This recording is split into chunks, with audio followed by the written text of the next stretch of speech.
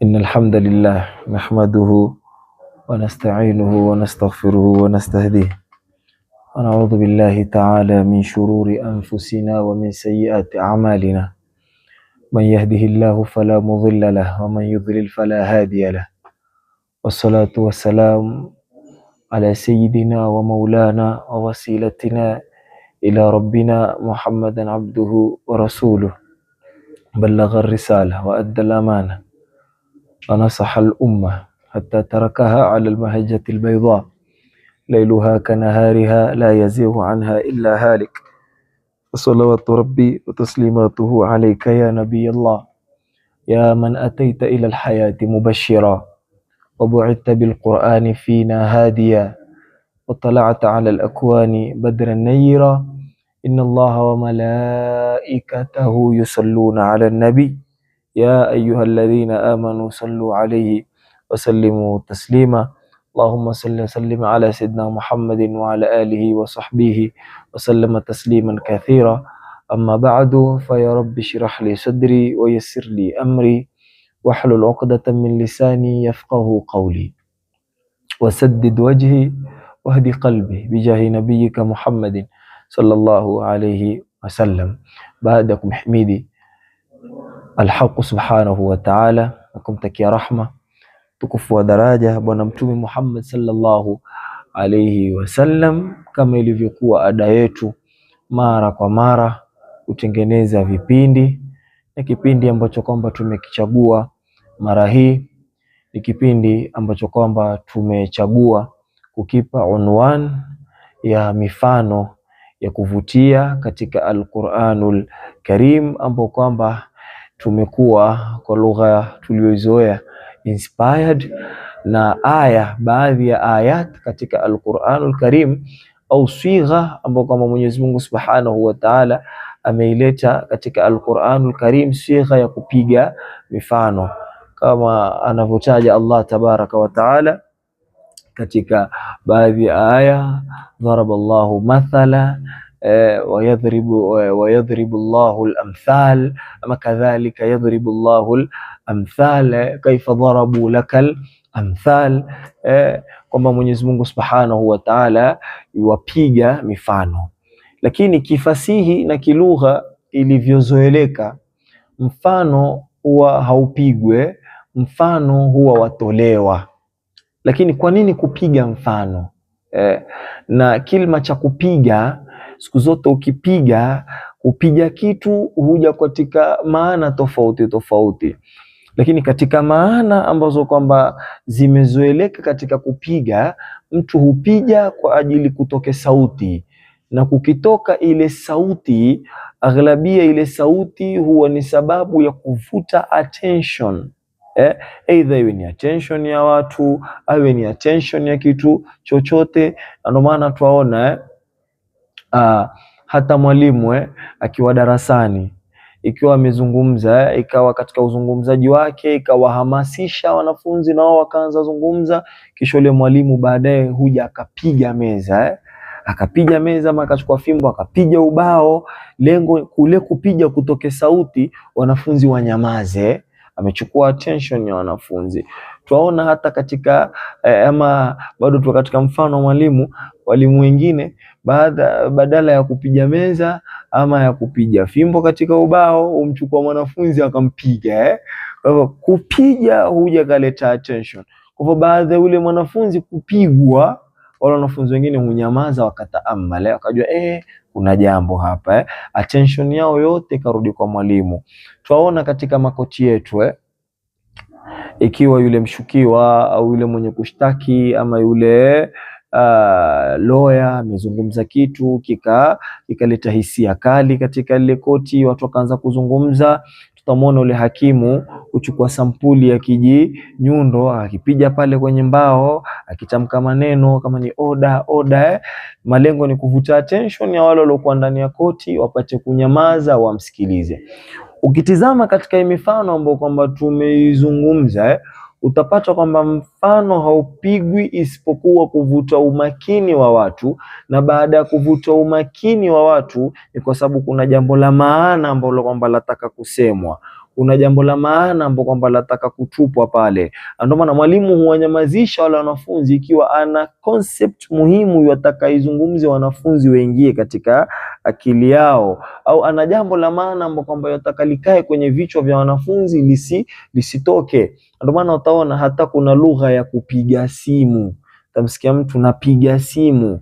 Mtu hapigi simu isipokuwa ana jambo la maana ambalo kwamba yataka kuliwasilisha kwa yule ambaye kwamba ni mwenye ama yuampigia simu. Ndio maana utaona lau mtu atakupigia simu ayazungumza maneno ya utwara asiokuwa na maana, anambia bana, sasa mbona unipigia simu na nipigie simu ukiwa bana una issue ya maana wataka kuniambia. Kwa hivyo lugha ya kupiga hakupigwi isipokuwa kuna kitu cha maana ambapo kwamba kiko baada ya mpigo kama ule.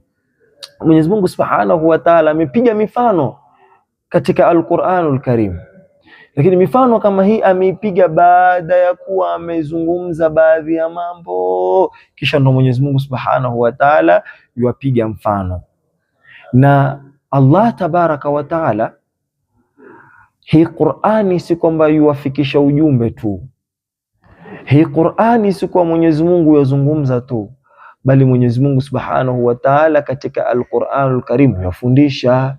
Ar-Rahman allama al-Qur'ana iqra bismi rabbikal ladhi khalaq khalaqal insana min 'alaq iqra wa rabbukal akram iqra wa rabbukal akram alladhi 'allama bil qalam. Kwa Mwenyezi Mungu Subhanahu wa Ta'ala ni mwalimu. Anaona anajiita allama, kwamba Allah Tabaraka wa Ta'ala yuwajua, ni alim. Mwenyezi Mungu Subhanahu wa Ta'ala ni mjuzi, ana elimu. Kwa Mwenyezi Mungu Subhanahu wa Ta'ala atufundisha katika Al-Qur'anul Karim.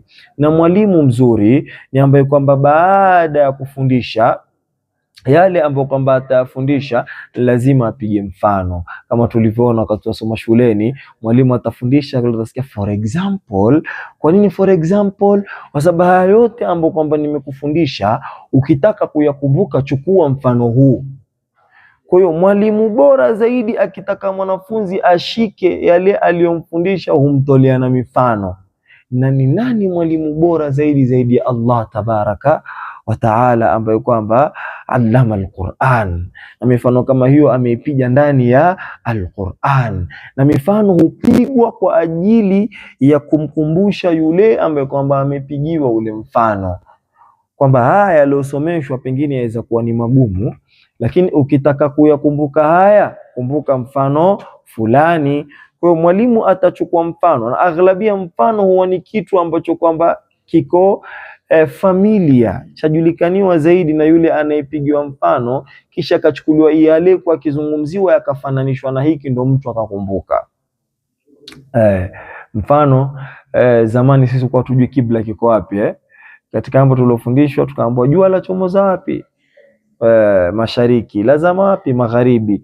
Ukisimama, simama mkono wako wa kulia uelekee mashariki, mkono wako wa kushoto uelekee magharibi. Kule unapoelekea ndiyo kibla. Tumeona mifano tumepigwa kwa vitu tunavyoviona, ambapo kwamba ni jua la chomoza wapi, jua la zama wapi, kisha kikaletwa kitu ambacho kwamba ni kigumu kukaa katika fikra zetu, bongo zetu, lakini kupitia mfano mpaka leo watu wamekuwa watu wazima. Lakini lao wataenda sehemu yote ambapo kwamba hakuna msikiti lakini jua la waka, wanajua kwa kupitia vivuli vyao, wakajua jua limechomoza wapi, jua limezama wapi, kibla kitakuwa sehemu gani. Kwa Mwenyezi Mungu Subhanahu wa Ta'ala amepiga mifano katika Al-Qur'anul Karim baada ya kuwa kuna mafunzo yayafundisha, kisha baadaye ndio yapiga mfano. Na katika mifano ndani ya Qur'ani utapata hii mifano yaambatana na baadhi ya vitu ambavyo kwamba vimezungumzwa nyuma. Mfano Mwenyezi Mungu Subhanahu wa Ta'ala ataja katika juzu ya kwanza katika suratul Baqara, mfano wa kwanza asema mathaluhum kamathali alladhi istawqada nara falamma adha'at ma hawlahu dhahaba Allahu binurihim wa tarakahum fi dhulumatin la yubsirun.